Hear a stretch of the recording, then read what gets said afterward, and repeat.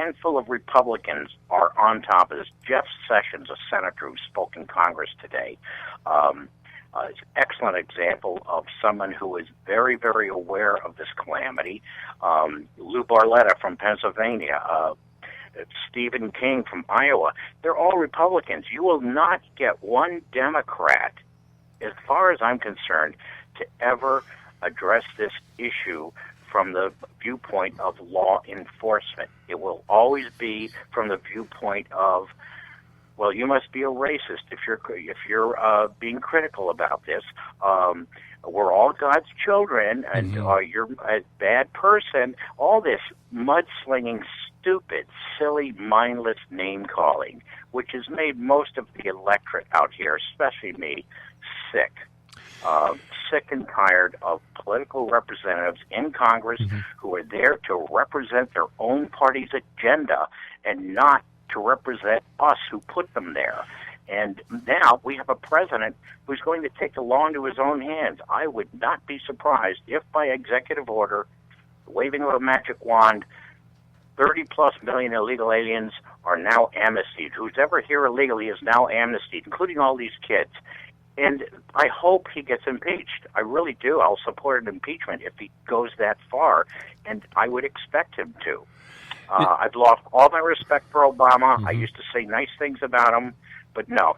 And I have nothing good to say about him. I have nothing good to say about the Democratic Party, and I have nothing good to say about 60% of the Republican Party. So now saying that, what's your next question?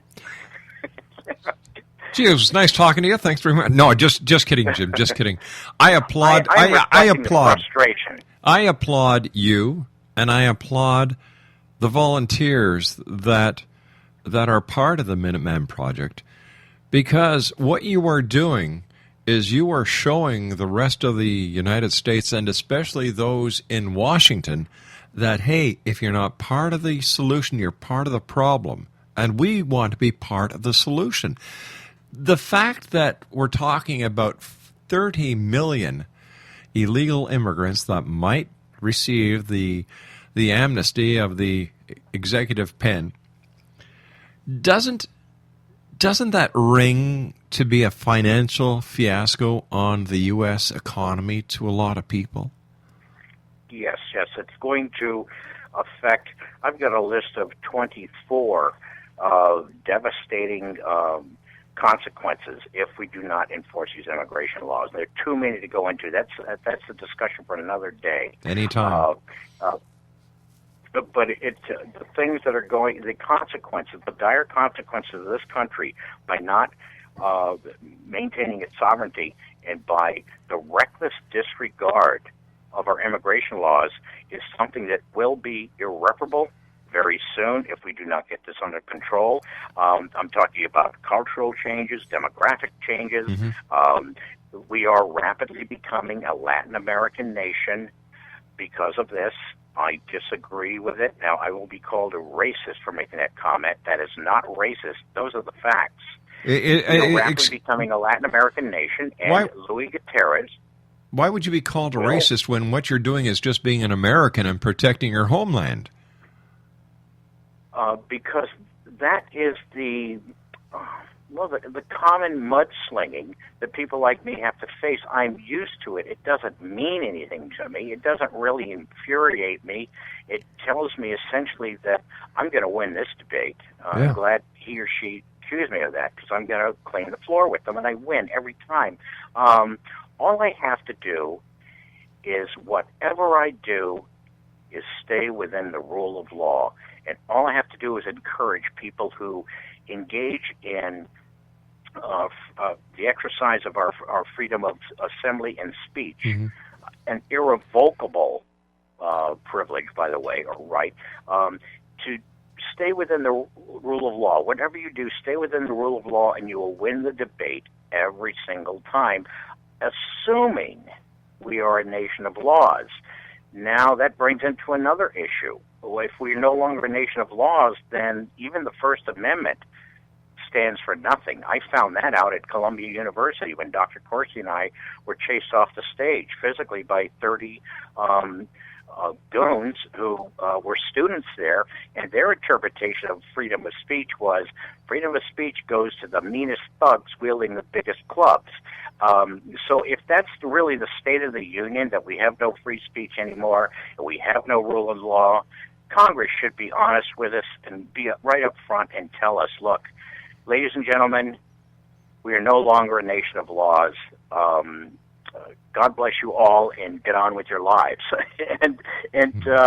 But most Americans don't want that to be the outcome of this issue. We want our laws enforced because the rest of us have to obey them.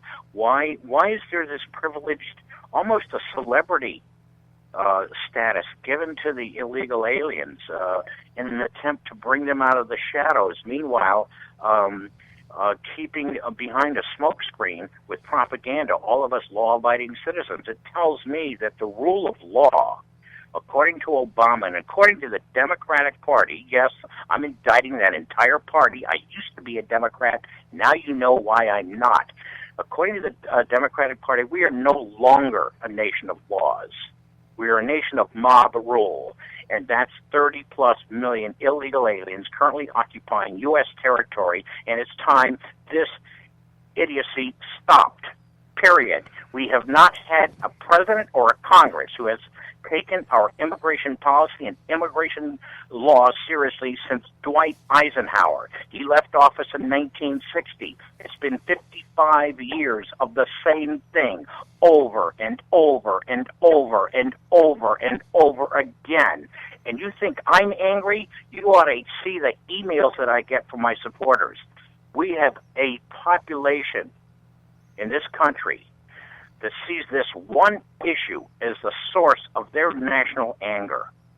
There is so much hatred and so much divisiveness coming out of this issue of pandering to an illegal alien population that I am actually shocked that we haven't had lawlessness countering this. I think that might happen. Yeah. I'm not going to encourage it, but I can guarantee you I will be helpless to stop it because we are, ladies and gentlemen, living in a nation where the rule of law means nothing to our Congress, to many of our state governors, and certainly to our president. But they are not the first. It started with John Kennedy. After Eisenhower left office, this whole thing started, but it's been incremental over 55 years. Now it's reached a boiling point. All right, Jim, you and I have to take our news break at the bottom of the hour. Thank you very much for joining us. Exonation, Jim Gilchrist is my very special guest.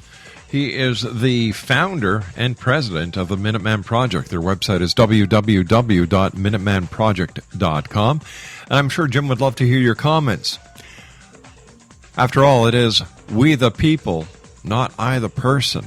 And we the people have the power to make things happen, make the changes. And it's about time we got off our buffs and did something about it like Jim and his people do. We'll be back. Don't go away.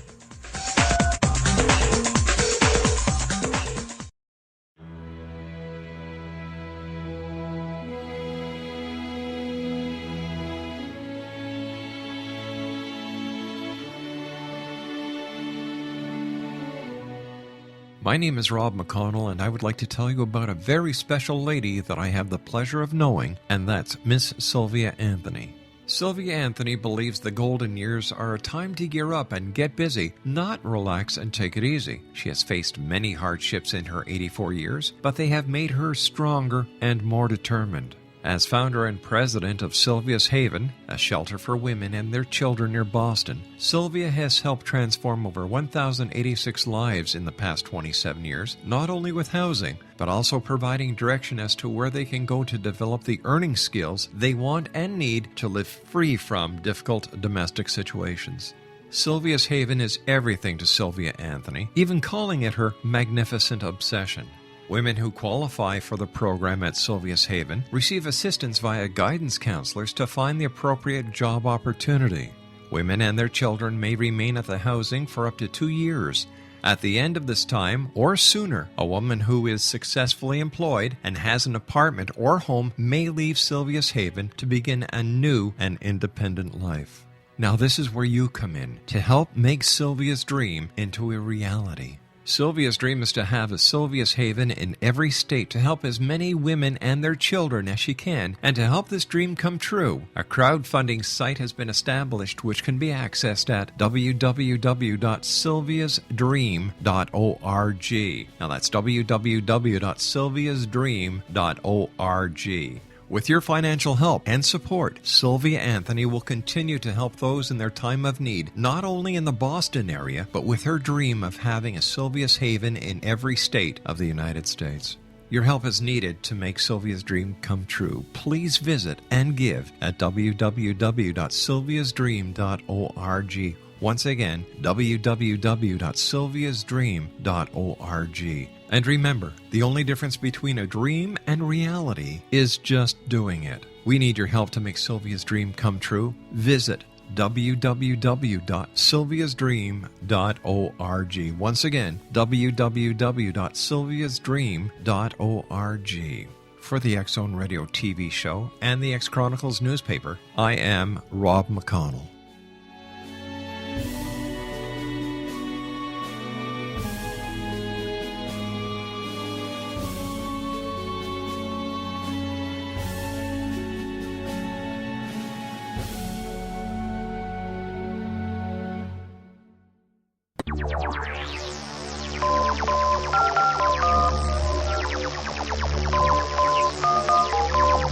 Now you can dial in to listen to the X Zone Radio Show from anywhere in the world with Rob McConnell 24/7, 365 by dialing 213-401-0080. That's 213-401-0080. If you have a mobile phone or landline, the X Zone Radio Show with Rob McConnell is now at your beck and call at 213-401-0080. That's 213-401-0080, 24/7, 365.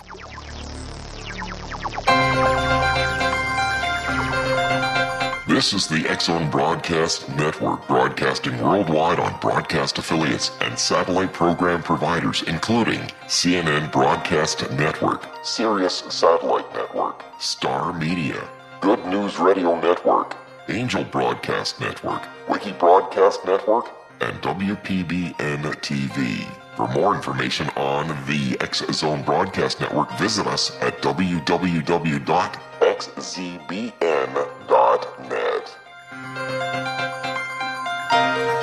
Welcome back, everyone. Jim Gilchrist is our very special guest. He is the founder and president of the Minuteman Project. His website is www.minutemanproject.com. Jim, tell me what was it that was the final push that got Jim Gilchrist to say, hey, I'm going to do something about this. I'm going to form the Minuteman Project? Just years of frustration with our political governors and seeing how gutless and cowardly they were. Mm-hmm. It was not the type of leadership I respected in our political leaders. Despite all the laws that were in place and all the laws that were actually enforceable to stop this problem, and Americans put their trust into these political leaders in Washington, D.C. to make sure these laws were enforced to protect all of us. Despite all of that, nothing was being done. I saw Southern California literally being converted from the United States of America to the United State of Mexico. And that's because the predominant invasion was coming from Mexico and California. Now it's still coming, as well as from Latin America and certainly South America, the Philippines. I'm sure there are people from Africa coming through Mexico illegally. They've apprehended Ukrainians and South Koreans and Russians. They're coming from all over the world, but predominantly 85% of the invasion has come from Mexico and Central America. And I saw that happening over about a 30-year period in California and thought my goal was to bring national awareness to this issue, because the reason it was happening was that our political governors had been laying down a smokescreen all these years and did not want to deal with it. out of sight, out of mind. And their campaign managers would tell them, you don't want to discuss illegal immigration because